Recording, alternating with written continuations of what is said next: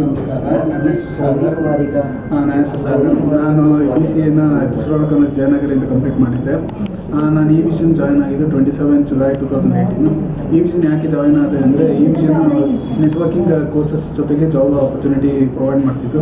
ಏನಕ್ಕೆ Evision join ಆದೆ ಅಂದರೆ, ಈ IT ಫೀಲ್ಡಲ್ಲಿ ವರ್ಕ್ ಮಾಡೋಕ್ಕೆ ಫ್ರೆಷರ್ಸ್ಗೆ ತುಂಬ ಕಷ್ಟ, ಆಮೇಲೆ ಕೆಲಸ ಸಿಗೋದು ತುಂಬ ಕಷ್ಟ.